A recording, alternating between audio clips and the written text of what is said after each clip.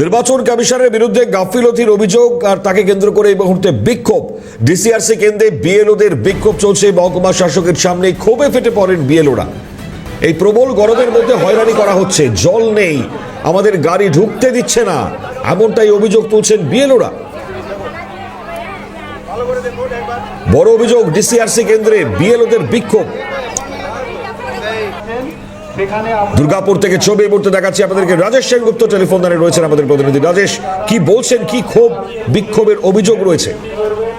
দেখো, আজকে সকালবেলায় তাদের মোবাইলে নোটিশ পাঠানো হয় এবং বলা হয় যে ডিসিআরসি যে কেন্দ্র আছে দুর্গাপুরে গভর্নমেন্ট কলেজে, সেই ডিসিআরসি কেন্দ্রতে যেন তারা চলে আসে এবং বিএলওরা সেই মোতাবেক কমিশনের নির্দেশ মেনে তারা কিন্তু সেখানে চলে আসে। এরপরে এসে তাদেরকে বলা হয়, বসিয়ে রাখা হয়। এবং যেটা অভিযোগ হচ্ছে যে যখন তারা জিজ্ঞেস করতে যায় দীর্ঘক্ষণ বসে থাকার পর যে আমাদের কি কাজ আছে, তখন তাদেরকে মাইকিং করে জানিয়ে দেওয়া হয় যে একটা মিসকমিউনিকেশন হয়েছে, আপনারা ঘরে ফিরে যান। আগামীকাল যেন অর্থাৎ বৃহস্পতিবার ভোটের দিন সময় মতো ভোট গ্রহণ কেন্দ্রে পৌঁছবেন।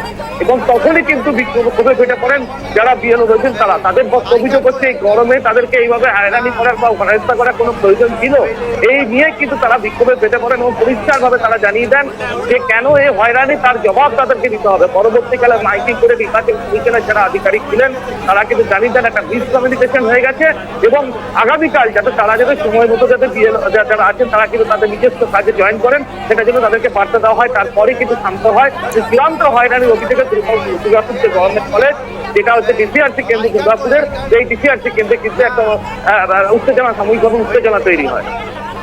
ধন্যবাদ রাজেশ। কথা বলছেন আমাদের প্রতিনিধি রাজেশ সেনগুপ্তর সঙ্গে। চূড়ান্ত হয়রানির অভিযোগ তুলছেন বিএলওরা। শোনাই অভিযোগ। ধরে এসআরে কাজ করছি, আমাদের হঠাৎ করে কালকে ডেকে বলেছে যে এখানে 2টোর সময় ডিসিআরসি আসবেন। এখানে বলছে আপনারা এখানে সবাই 10টার সময়, আমাদেরকে এখানে বলছে এসছেন কিসের জন্য? হ্যাঁ, আমাদের কাজকর্ম নেই। আমাদের বুথে যখন বলছে 100 মিটারে কোনো প্যান্ডেলের ব্যবস্থা নেই, কোনো চেয়ার টেবিল নেই, তারপরে আমাদের ফ্রিতে কাটাচ্ছে, কোনো পয়সা টয়সা দেয়নি আজ পর্যন্ত। আজকে কালকে ডিউটি, আজকে ডিউটির জন্য সবাই পয়সা পাচ্ছে, আমরা কি ফ্রিতে কাটবো? কি কেউ দিচ্ছে না, বলছে আমরা জানি না। কালকে আমাদের কি কাজ সেটাও বলছে। ডিসিআরসি 10টার সময় ডেকেছে, কিসের জন্য ডেকেছে? কোনো পয়সা টয়সা দেয়নি। আর বিএলও কে কি ভেবে নিয়েছে কি ফ্রিতে কাটাবো? কি বিএলওর মানুষ